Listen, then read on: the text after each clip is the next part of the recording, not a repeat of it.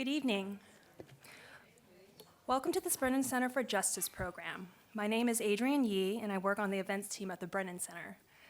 Thank you to the NYU John Brademas Center and the Washington, D.C. team who kindly welcome us when we do events here in D.C. We will get started in just a moment, but I wanted to urge you all to silence your phones and any other noisy devices. We certainly would love to engage with you. Follow us on Facebook, and our Twitter is @Brennan Center, and our events hashtag is #BrennanEvents. You can check out all of our DC and New York events on the Brennan Center Eventbrite page to RSVP for our upcoming programs. Most all of the Brennan Center programs produced both here in DC and in New York are available on our podcast, Brennan Center Live, and can be found on our website and the podcast platform of your choice. You can't miss us. Again, please silence your phones. Thanks so much for coming.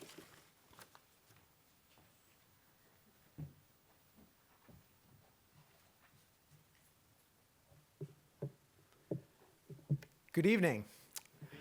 I'd like to also thank NYU DC for hosting the Brennan Center tonight. For those of you who are not familiar with the Brennan Center, we are a nonpartisan public policy and law institute that focuses on fundamental issues of democracy and justice.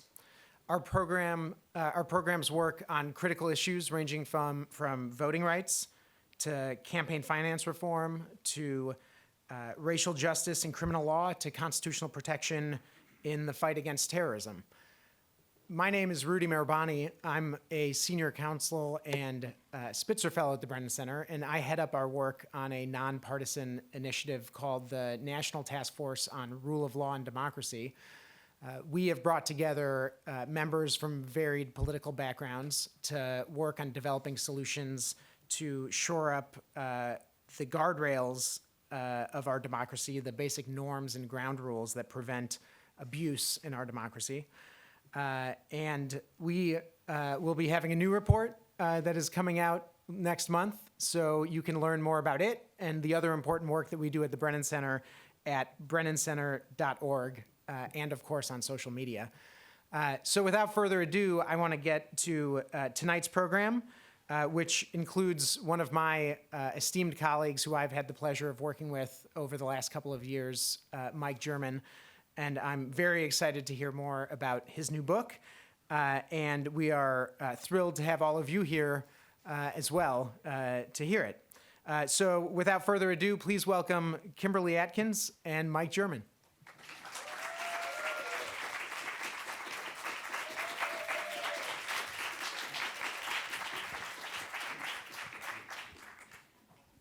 Hello, everyone, and thank you so much for joining us here tonight for this discussion, a very timely discussion with Mike German about his brand new book, Disrupt, Discredit, and Divide, How the New FBI Damages Democracy. And Mike is, of course, a former special agent within the FBI, and I want to get right to our discussion about this book, why you put it out, and why now? Let's start there. Why now? Why do you think now is the time for this book to come out? So I actually started writing the book and framing the book several years ago. And in fact, it was, I think, early 2015 when I started trying to find a literary agent to help me work on the book. And I showed a proposal to an agent who said, you know, Mike, the problem is you're going to have a really tough time convincing the public that the FBI acts in a political manner. And luckily, Jim Comey came around and made that a little easier to convince people that sometimes they do. But I thought it was important, having worked on issues related to my concerns about the way the FBI's power had been increased and the lack of oversight, that a lot of the criticisms weren't in a comprehensive way that pointed towards necessary reforms. So I thought putting all of the stories together the best I could to try to explain how the faults within the FBI are exposed through these different cases, but the theme runs through it. And so I thought it was a good point do that. And then as the Trump campaign turned into the Trump presidency and all the issues with the FBI, it's certainly landing at a strange time where there's such polarization, and the Democrats who had normally been skeptical of the FBI's authorities were now championing the FBI, and the Republicans who used to champion the FBI were now skeptical that hopefully it's coming out at a time where reasonable people on both sides of the aisle can look at what's really wrong with the FBI and what really needs to be done to fix it. And I want to say, just pause for a moment to say that we will, at the end of our discussion, be taking questions from the audience. There'll be someone coming around to collect those a little later on during our discussion. So keep that in mind. You will get a chance to ask a question if you have one. And you're talking about this time of how the FBI has become politicized and how the view of the FBI is shaped by political parties often, sometimes both. I think in the case of former Director Comey, that both Democrats and Republicans have been very critical of him. But I want to start first by going back a little bit. The book focuses a great deal on post-9/11, the post-9/11 FBI, but you started your time there before that, and you began doing, among other things, going undercover with white supremacist groups. I want you to go back there and talk about how those experiences began to shape your view of the FBI. Sure. So I had wanted to be an FBI agent from the time I was a little kid. I have no idea where I got the idea. My father was in the military. We didn't know any FBI agents, but had just stuck on that idea.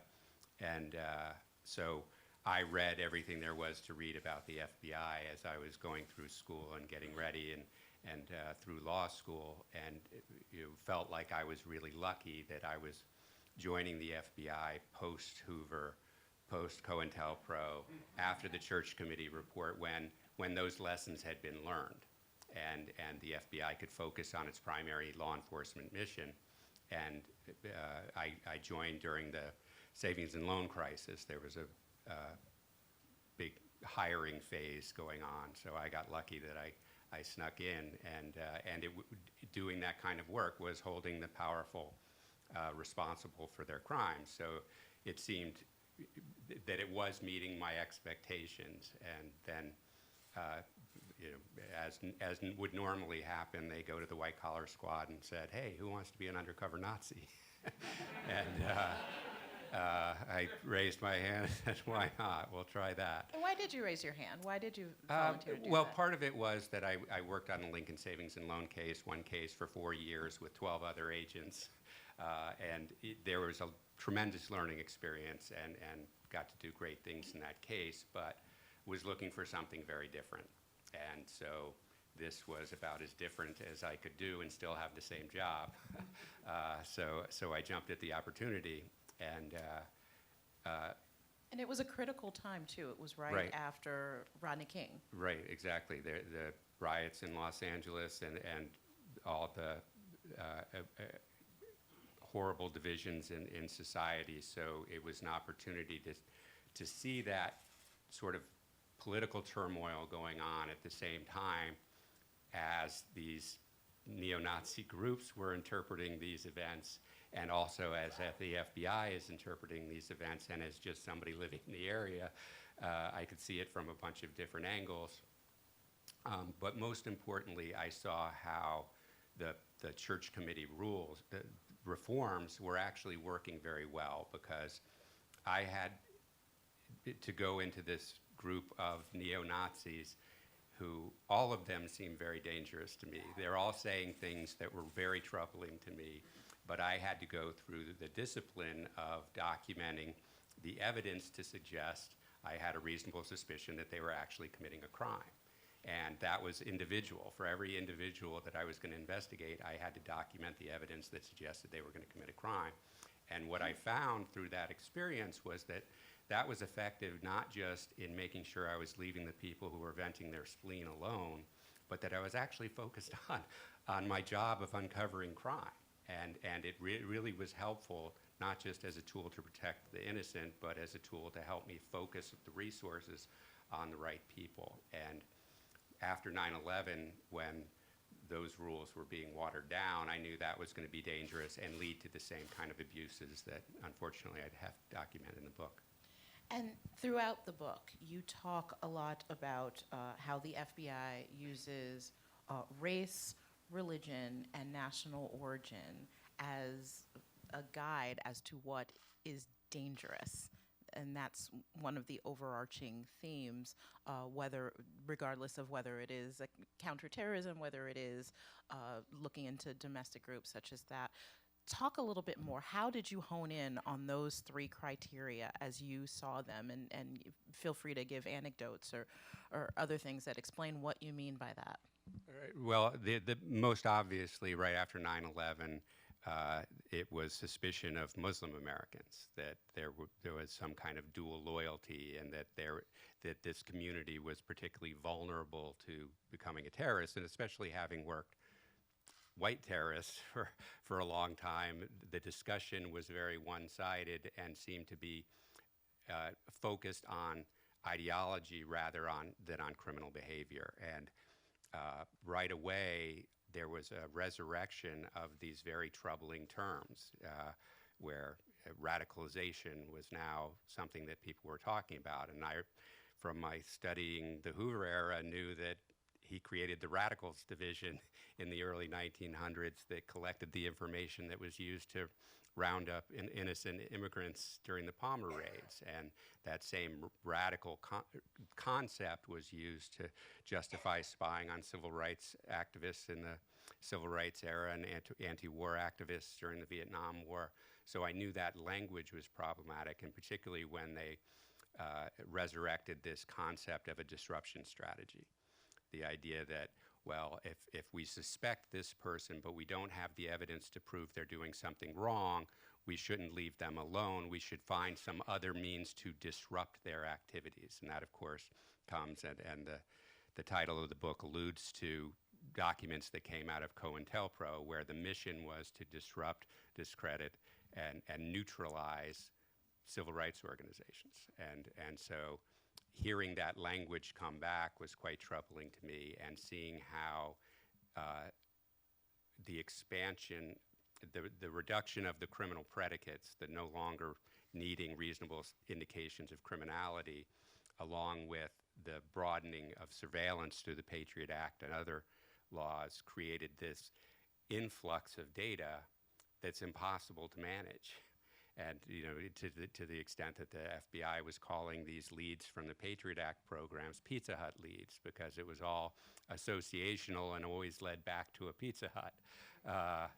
And so when you have that kind of influx of data and you don't have the management to handle it, the way they manage it is through profiling. And those profiles, particularly focusing on Muslim Americans, but later using that same model, it's just a way of thinking. And the FBI started to think of itself no longer as a law enforcement agency, but as a domestic intelligence agency and a national security agency. And the problem is those aren't very well defined. I could be very exact in my criminal cases. I either had evidence to convict somebody or I didn't, or at least to charge somebody. It was the prosecutor's job to convict them. Where in the intelligence world, there's no end to it. You can continue suspecting somebody forever and continue gathering information about them and then disrupting their activities when you don't have enough to convict them. And when you're working a criminal case, you have to follow the evidence, but when you're working on national security, all kinds of biases can come into it at defining who is the other we're protecting us from, who is that them. And the initial focus was on Muslim Americans, but that quickly spread to all other groups in other contexts, to where by the mid-2000s, around 2006, the FBI floated, and usually they're very good about naming these things with some clever name that masks what it was, but they actually called this the Racial and Ethnic Mapping Program, which was exactly what it was, where they sort of crudely profiled different racial and ethnic groups by the types of crimes they thought they would commit, and then mapped American communities by race and ethnicity. And you talk about how this influx of information, of data that was getting in, was difficult to manage, and so they turned to profiling. Was that a symptom, or was that part of the design? I mean, just to get a better idea as to when we hear about the FBI and law enforcement agencies after the fact and how profiling existed, but you were there at the time seeing this happen. Did you think that this was the plan, or was it the fact that they were not prepared for what this hyper-focus on terrorism, this particular type of terrorism, we'll talk about how other types were being ignored, and that became the default? They went back to doing the profiling because that was the only way to manage it.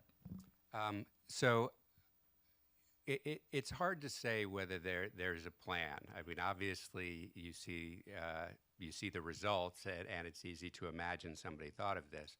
And what troubled me and many other agents right after 9/11 was the public messaging that there was no information. The FBI had no tips that would have suggested this type of attack was being planned. We knew that to be false. I mean, all the information that later came out in the 9/11 Commission report about the Moussaoui case and the way that was mishandled, about the Phoenix memo, within the FBI, that information traveled very quickly. And so within the first couple of weeks, we knew that our leaders at the Justice Department and the FBI were telling a false story to the public. And using that false story that there was a lack of intelligence to justify expanding the intelligence spigot broadly. And if what the real problem is the management of intelligence, which I think the analysis in the 9/11 Commission report and the Joint House-Senate Intelligence Investigation showed, that the information was there, it was just being mismanaged. So now you have the same mismanagement, because that's never been corrected, and 100 times as much information, you're only going to have greater problems.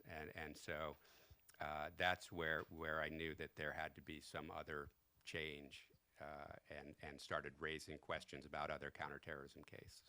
So help bring us on your journey going from an agent to a whistleblower, and then ultimately your decision to leave. I don't think anybody decides to be a whistleblower, and certainly I didn't. I saw something wrong. I worked at an agency that held people accountable to the rule of law. Here was a violation of the law. Of course, my superiors would want to know this information about internal dysfunction. And it was after Colleen Rowley's letter came out about the Moussaoui case, and the timing was just fortuitous, where the director of the FBI, Robert Mueller, at the time came out and said, if there are agents who know about a mishandled counterterrorism investigation, I want to know about it. He didn't want to know about it because when I raised the problems with the case I was worked on, I was immediately taken off the case and told I would never work an undercover case again, and suffered continuing retaliation until finally going to realizing that career at the FBI for about 2 years. I got very good at the New York Times crossword puzzle, but that's not why I wanted to work at the FBI. So I decided I would bring the matter to Congress and resign from the FBI. And it was a very difficult transition, and I was lucky in a couple of ways. I got a couple of op-eds placed that led to an adjunct position at the National Defense University. That led to a book contract to write my first book, Thinking Like a Terrorist, and then ultimately an offer to join the ACLU, which was again another big learning curve, learning how to do Capitol Hill lobbying and how this.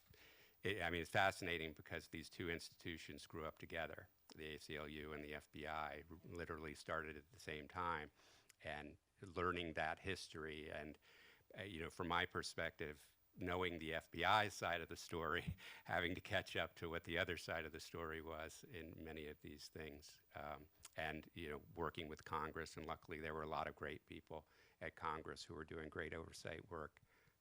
So it was a tremendous learning experience and really helped me frame a lot of how I raised the concerns about the FBI. So I want to talk a little bit about the people, the names that everyone knows now. And you started out by saying that one reason you joined the FBI is you thought it had learned the lessons from the Hoover era. Well, you have Robert Mueller, who was the head of the FBI for longer than anyone since Hoover. What did you think of him as a leader? And how much do you think the responsibility for the problems you saw within the FBI lies at his feet? So I think he was an extraordinary public servant.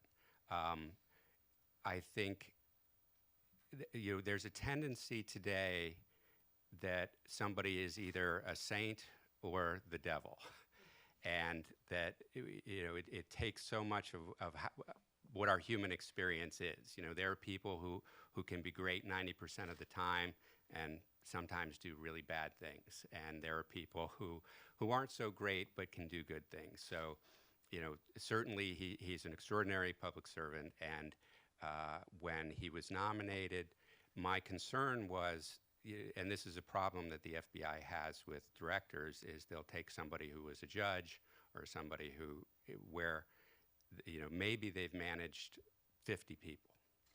And now they're going to run this organization that has 30,000 people all over the world with a very complex mandate, and there's not really the background to know how to do that properly. So I was concerned that perhaps he didn't do that. He did work in the criminal division of the Justice Department, so he had some oversight responsibilities to the FBI, which was good.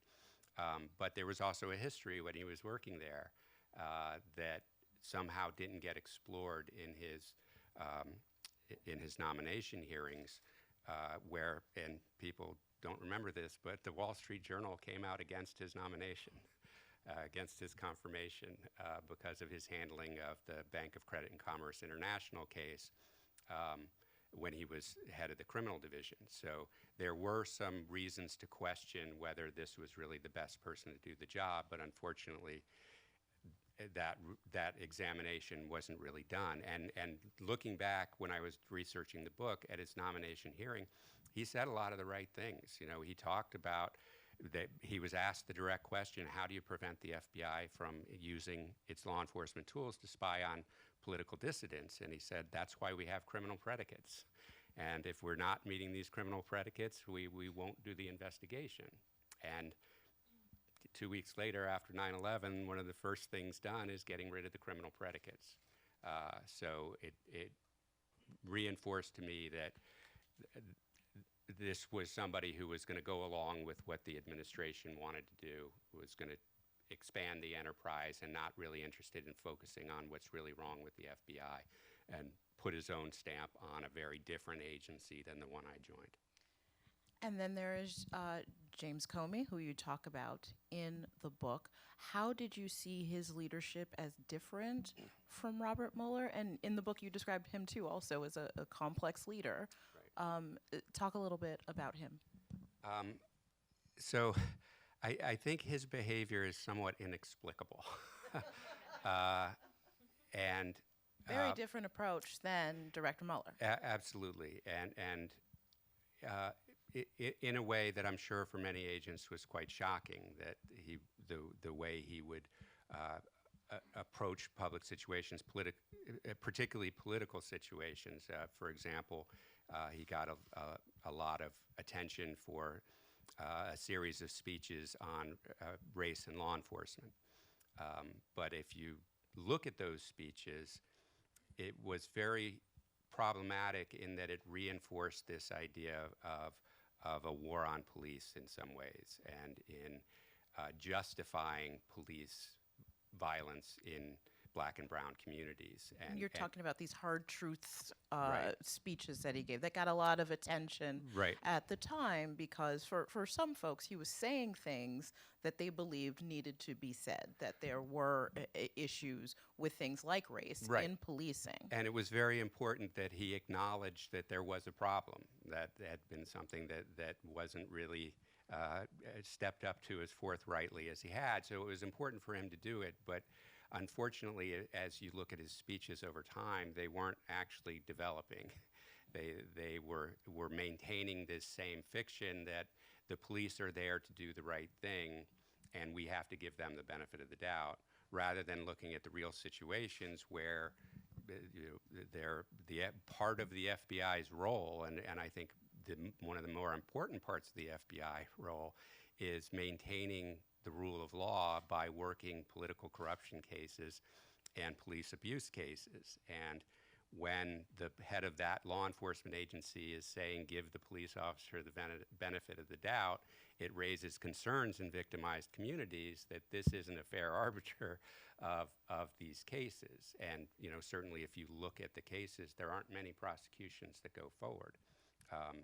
There was recently a case in New Jersey where a police chief was charged with a hate crime for an on-duty assault on a black teenager.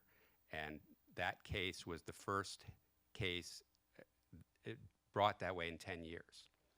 So, we know that there's plenty of episodes that we can just go to YouTube and watch abuse, but it's very rarely charged federally. So I think he could have explored those areas much more carefully and much more critically. And I think a lot of the criticism that he ultimately received for it was because he seemed reluctant to do that, or for whatever reason didn't do that. And most problematic, he didn't address the racial issues in the FBI. He was talking about state and local law enforcement and wasn't acknowledging that the FBI still remains a very white, very male organization. And efforts to diversify it have gone in the wrong direction since 9/11. So. And your criticisms of both Director Comey and Director Mueller got some recent news coverage, mostly from conservative news organizations that sort of wanted to say, aha, reading your book myself, I realized that they skipped over large portions of the book in that assessment. But talk a little bit about that, because you are, like you say, you can give praise, you can give criticism, and it's very complex. It's a lot more complex than saying, hey, there's something to all of this deep state stuff. Right. It's an organization of 30,000 people who all have different ideas. They're mostly white people, but still, there are a lot of people who have a tremendous integrity and go to work every day trying to do the right thing and use the tools they're given appropriately. And it's very important to acknowledge that. And one of the things that I do is talk to a lot of the agents who do that work and show that they are out there striving to do well. So I think it is important to have a more nuanced view of it. And it's sort of a double-edged sword, because on the one hand, it's certainly bringing the book to an audience that might not otherwise listen to somebody from the Brennan Center or the ACLU. I think the first two paragraphs they read, they would go, oh, wait a minute, this isn't the book I thought it was. And that's fine, and hopefully they'll read a little further and realize that there is very fair criticism of Robert Mueller and James Comey and Andrew McCabe, that really we need to do a much better job of getting to the bottom of what is really the problem, rather than just saying these are bad people, these are good people, get rid of the bad people, keep the good people. No, it's a system that's problematic, and it's a methodology that they use and architecture around it that I think we need to address in a more public fashion, because I'm a real believer that once you expose these issues to the public, much the way that my colleague Fritz Schwartz, who is the chief counsel at the Church Committee, were able to do. And those reforms, I think, did make the FBI better at protecting the privacy and civil liberties of innocent people. Not perfect, but better, but also better at making it more effective.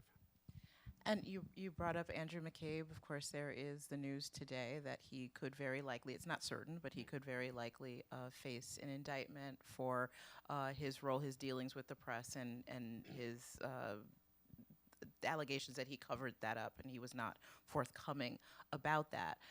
what do you think about that? I mean, is that a solution? If someone at the FBI does something that they shouldn't, should a jail term should they face a jail term? Is that the solution among all the ones that I want to ask you more about? How to fix, in your view, how to fix the problems within the FBI? The problem is there are former FBI agents who did go to jail for doing exactly the same thing during the time James Comey and Andrew McCabe were leading the FBI. So, it was interesting how a lot of people got very upset, understandably, that he would be fired the day before he was eligible to retire.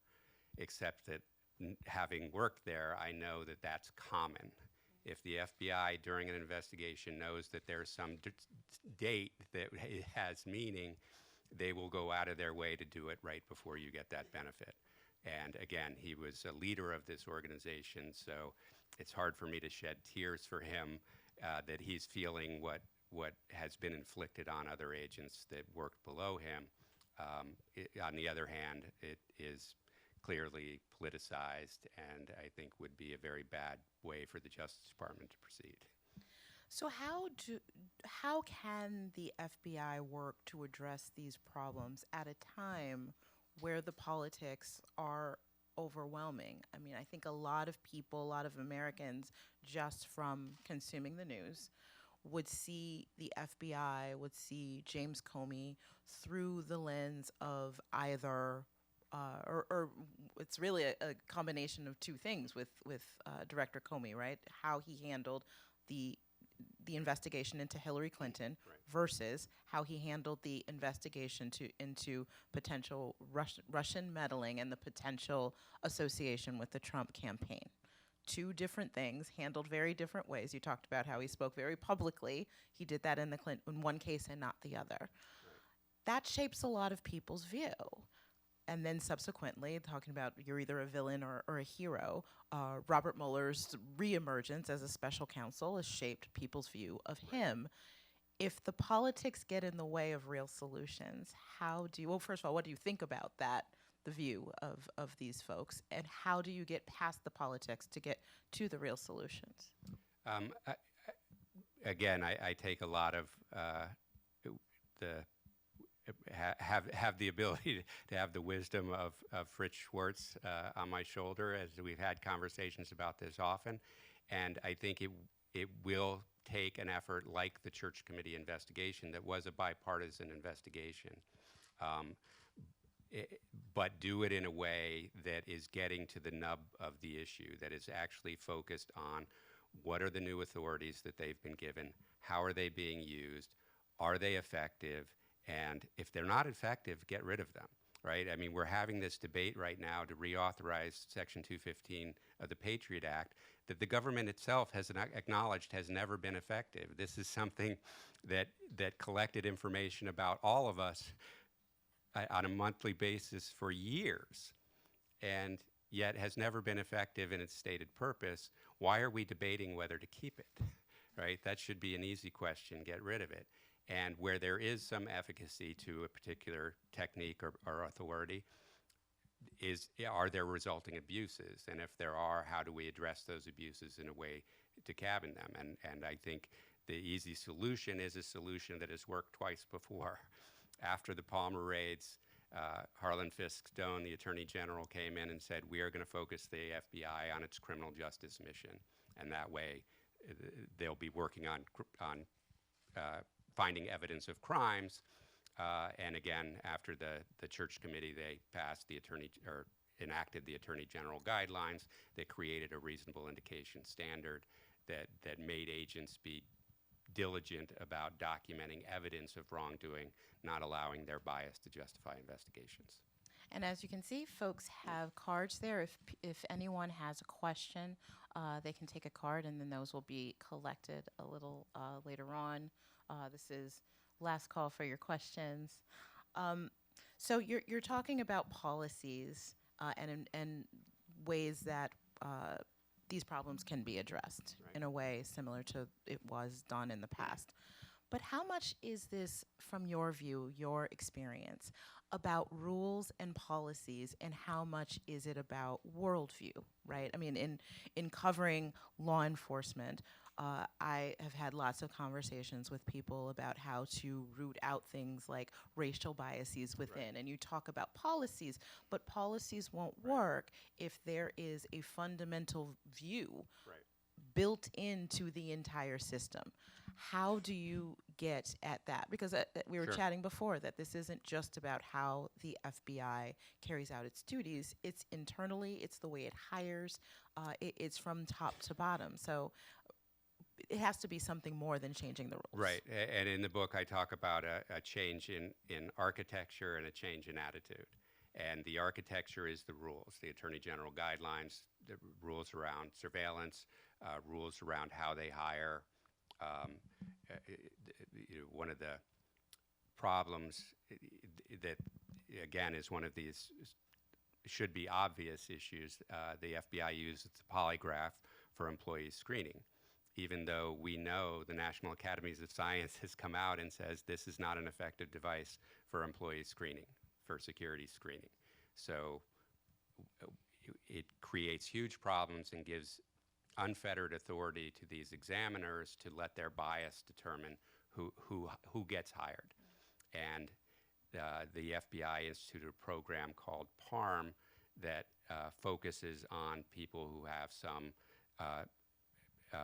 national origin from some country that they suspect is a problem. So you're taking people based on their national origin or ethnicity and subjecting them to higher scrutiny, and you're sending a message to your workforce that these agents and analysts aren't like the rest of us. They're different and they require more scrutiny, and that measure of thinking, that attitude that gets developed from that then becomes long-standing, and it's easier to find some minor violation that some agent commits, that if he looks like me and is popular in the agency, he gets a stern talking to, and that's okay.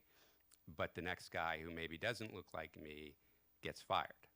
And I tell a couple of stories about people who fell into that. So part of it is the rules, looking at the FBI's hiring rules, looking at how they use the polygraph, but also the attitude that we have to make diversifying the FBI racially, ethnically, from national origin, from attitude, from political attitude, in a way that there are enough people in the institution that seeing somebody different from them as an applicant doesn't make them think, well, this difference means they're dangerous.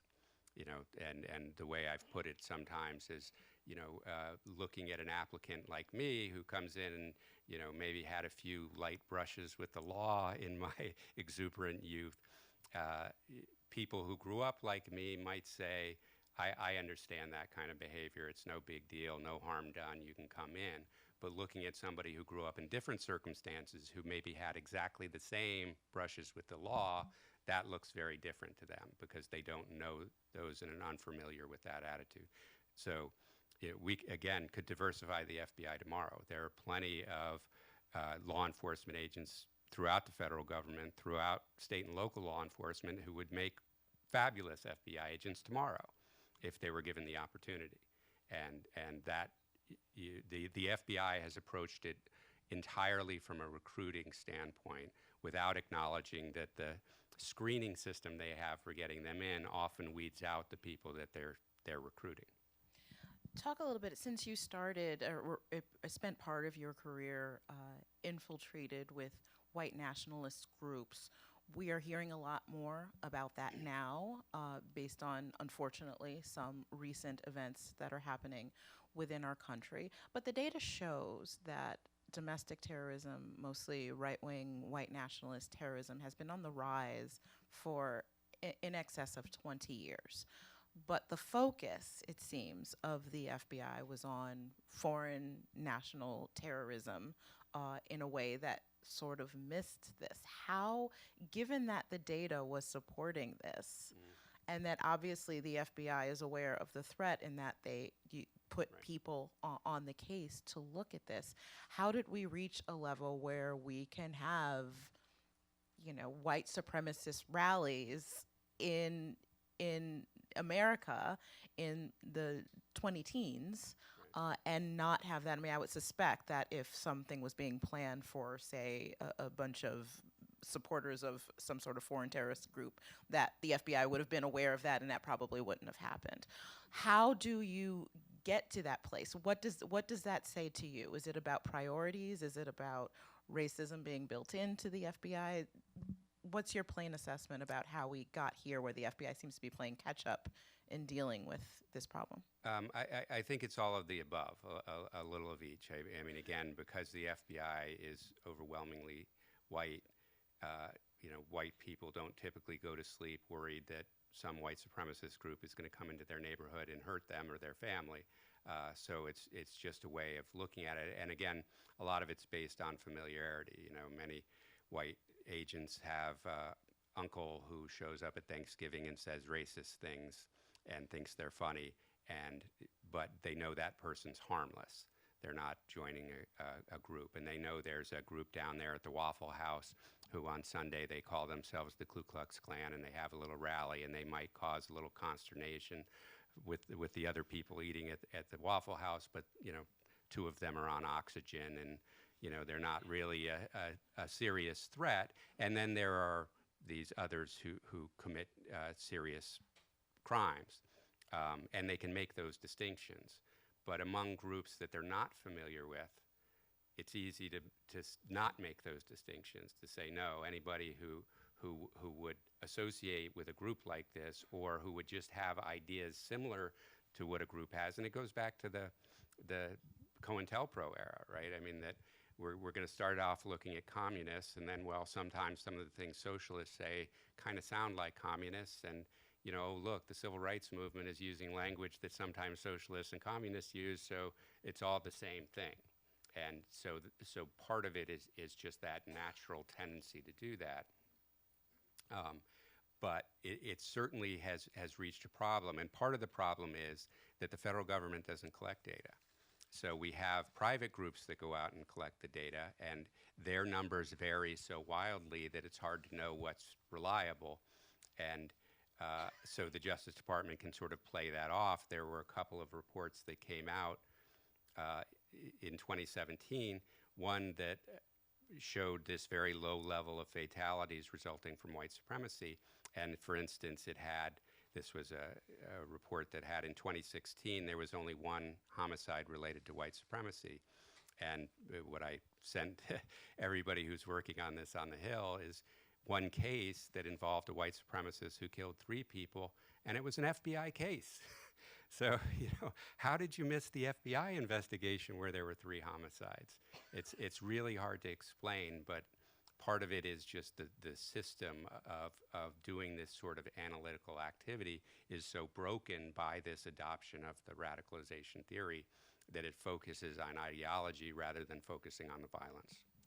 The FBI is supposed to operate largely as an independent organization because it can investigate anyone, including, for example, the President of the United States. We have seen the current President of the United States really politicize the FBI. Give your thoughts about how that impacts the agency and how the actions of others, whether it's the president, whether it's the attorney general, has an impact on the agency. I think it's a huge problem, and that was one of the concerns when Robert Mueller was nominated, because he was coming over from justice. And the FBI has a history and a pride about having independence. We're independent fact finders. We don't work for an administration. We just find facts. That was always not really quite true, and every once in a while I would point my fellow agents to the organizational chart and say, no, actually we do work for the Justice Department. But that, and coming at the time that it did, I mean, I talk about it in the book, but people forget that in the summer of 2001, the FBI was under considerable scrutiny. the McCabe case, the execution had to be delayed because there was a truckload of information that hadn't been turned over to the defense. Robert Hansen had just been caught after a multi-year spying for the Russians. The Wenho Lee case, a Chinese espionage case, had fallen apart. So there were a lot of these crises, and you know, it seemed like an effort for Justice Department to take control of this wayward bureau and bring it into the fold, that then raises this possibility that it will be politicized from the Attorney General down. And then James Comey and Christopher Wray also followed that. Were colleagues, actually, all at the Bush Justice Department at the same time. So there is a concern that it's much more politicized than it has been. And obviously, a lot of the things Donald Trump says trouble me greatly, particularly his rhetoric that gives sustenance to white nationalists and the damaging information, not just about the FBI, but the other intelligence agencies as well, and just the way he attacks the media, where part of this is to make it unclear that there are real facts and break down the idea that we can have a common set of facts that we as a nation can agree on, and then debate what policies are better to get us to a better place, where now we don't even have an agreed set of facts. And how do we get to that better place? A lot of this is difficult to do. I mean, having a bipartisan commission out of Congress, I think right now is a tall order. Right. What are some feasible steps that can be taken right now to fix some of the problems that you highlight in the book? So I'm a big fan of Louis Brandeis, and I do believe that sunshine is the best disinfectant, and getting the information out there, warts and all, is really the most important thing. You know, part of what the FBI won after 9/11 was a thicker blanket of secrecy, and we know less.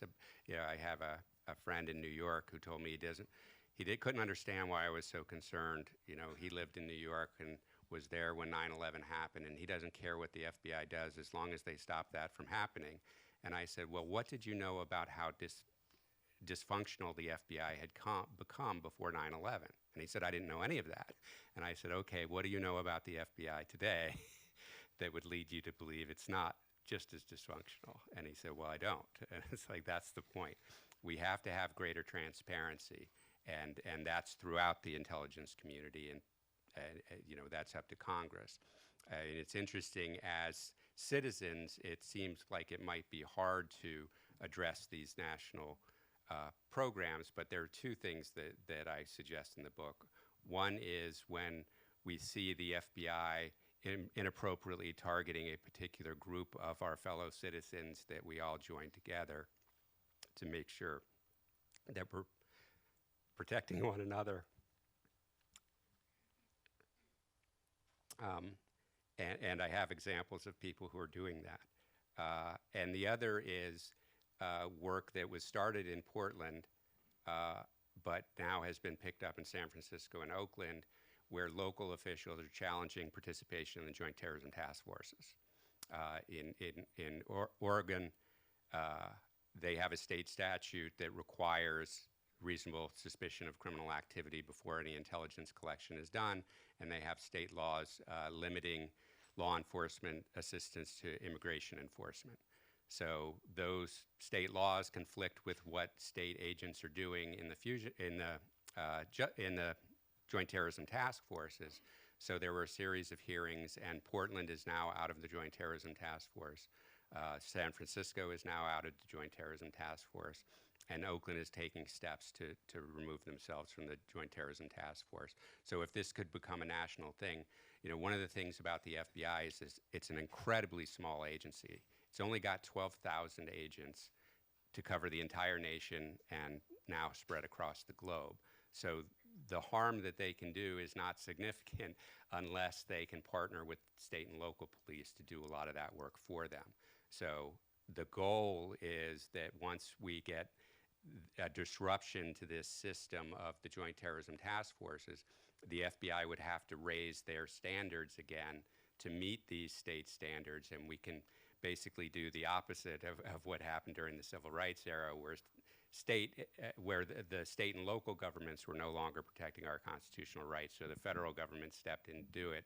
Here, the federal government's not protecting our rights, so it's up to the state and locals to do it. I want to get to some of the questions from our audience, and one gets to the point that you were making about how these leaders are viewed either as villains or heroes. It asks about that public narrative. How do we create a public narrative that understands the need and benefit of reform? It's hard work, but I think it takes reading these Inspector General reports, right? Fortunately, we have an Inspector General who's very forthright in how he's addressing these cases. It's typical that they come out and both sides find fault with it, and that's entirely appropriate, and we should examine what both sides say. But when you look through those documents, what you see is a completely dysfunctional management system, that these people were making up their own rules all the way along in cases that had a great impact on a presidential election. I mean, the idea that the FBI would have this role in who we decide to choose as our leader should be horrifying to every American, whether you're a Democrat or a Republican.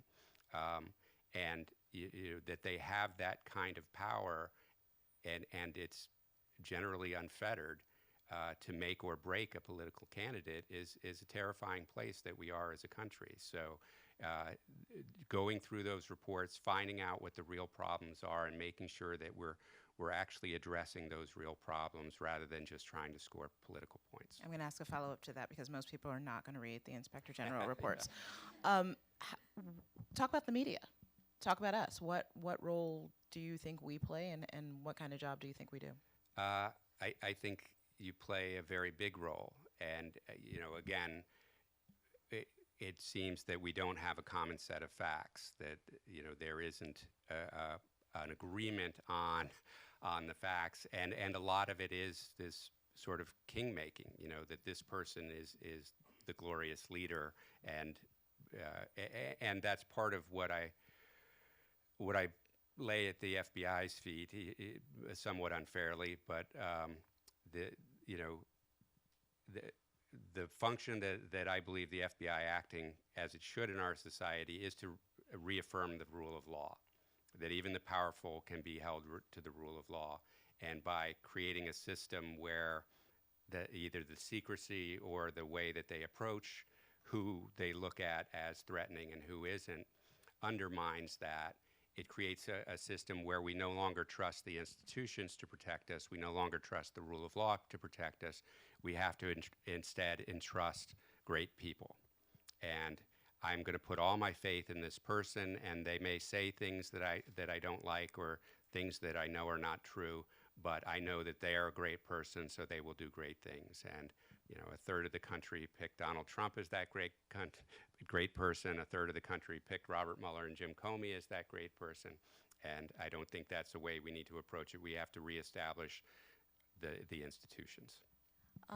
Another question is, what qualities and background do you think would make an effective FBI director? I'm going to tack on a follow-up question and ask you, what kind of job do you think Christopher Wray is doing?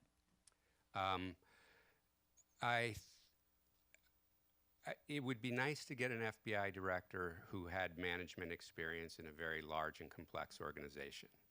I think that has been a critical element that's missing. It'd be nice to get an FBI director who had time as a defense attorney or at some point in their career worked on the other side of the criminal justice system so that they understand better how the system works. And more important than anything else, I mean, it would be great to see diversity. I think it was a missed opportunity to add diversity to the FBI every time there's a director, because it would send a huge message. And particularly having a female director.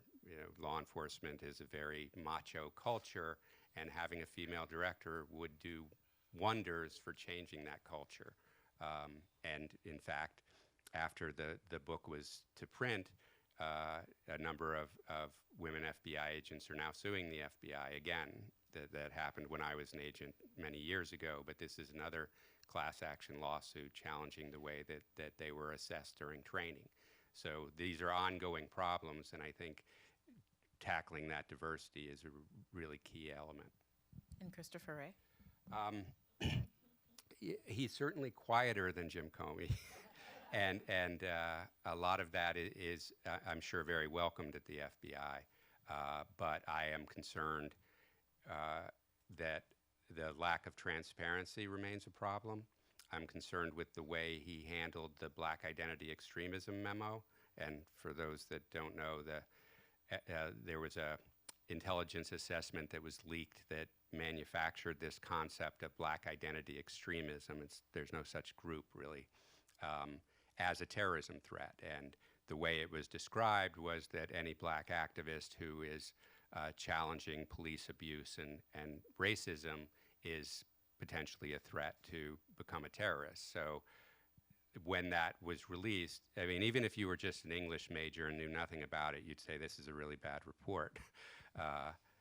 It was just very convoluted and internally contradictory. It was a horrible report, and would have been easy for the director to say, yeah, we're going to withdraw that thing. And I thought that's what he was going to do, that it would have made sense. I mean, like I said, even just the syntax was bad,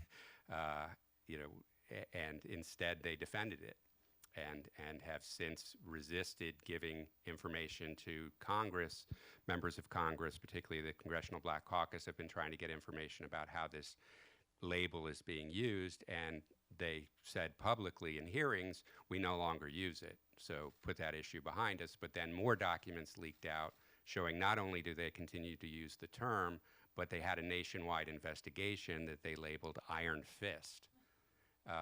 That again goes back to the way they used the language back in the COINTELPRO era. So that leads me to believe that there are problems. And then there is a secondary issue where Senator Durbin introduced a bill. It hasn't passed yet, but the bill would have required the FBI to provide data on how it classified different domestic terrorism groups, and the data on both sides of the ledger, the number of attacks and fatalities for each group, and the number of investigations for each group, and indictments. And I believe that would have showed that the vast majority of the attacks and fatalities come from white nationalists, but they don't make up the vast majority of the investigations. And so rather than provide that data, they changed the categories to obscure what the data would have shown. That's a good segue to the next question, which is, are white supremacist groups under-investigated? There are investigations of white supremacist groups. The FBI does do sting operations, some of them just as abusive as we've seen in other contexts. So it's not that they're completely ignored. It's just that there's a deprioritization of these cases in policy, so they're not treated as a high-level threat, and there's no effort to understand the data comprehensively. So like I said, the Justice Department can't even tell you how many people white supremacists killed in the last 10 years. They don't have that data, and that's a big part of the problem. Their policy is to defer the investigation and prosecution of hate crimes to state and local police. Well, 6 states don't have hate crime laws, so they can't do it. And in fact, only 12% of the states, 12% of police departments acknowledge that they have hate crimes within their jurisdictions. So there's this vast unknown where the Justice Department is abdicating responsibility and the state and locals aren't picking it up. And recently, officials testified at Congress that they can't be classified as terror organizations because of the classification. It could result in overly broad classification. What's your opinion about that? I think that's exactly right. That kind of classification in the international terrorism context has been a nightmare. It has led to all kinds of abuse. It would be the last system that we'd want to replicate with something inside the country. And if what instead we do is make sure that the FBI is focused where there are the most deadly attacks. And really, one of the things to understand that this is a persistent problem, but we're talking about somewhere between, and again, we don't have good data, but somewhere between a dozen and 3 or 4 dozen homicides a year coming from white nationalists and other far-right militants in a country where there are 17,000 homicides a year, right? And what we need to do, and the communities that are most targeted by white supremacists are the same communities that are targeted by police violence and the same communities that are ignored when they're victims. Half of the violent crime in the United States goes unsolved. That includes in the last two years that have been reported, 40% of the murders in the United States go unsolved. So we're talking 6,000 to 7,000 murders a year go unsolved, and we're so focused on this 100 crimes that we call terrorism, rather than realizing that, no, we have to address violence holistically and have policies that address that violence, and that makes all of us safer. Another question is, what should Congress be doing to protect our privacy and civil liberties? Much more. Obviously this will become part of a discussion here in the next few weeks as we take another look at the Patriot Act, and unfortunately that was passed in haste after 9/11, and it took more than a decade for us even to learn how it was being implemented. Again, now the government has acknowledged that many of the programs they implemented after 9/11 were not helpful to uncovering terrorist plots. So it leads you to wonder, why are they still want to have these powers? I think it's a prime opportunity, and perhaps the distrust that has been built because of the conduct of the FBI leadership in the last couple of years will open the door for a comprehensive examination of at least the FBI, if not the other intelligence agencies, to make sure that they're working for our safety and not just engaged in activities that benefit them personally or help them grind an axe against somebody they don't like. Another question, how do you change and fix the bureaucracy of the FBI and other similar agencies?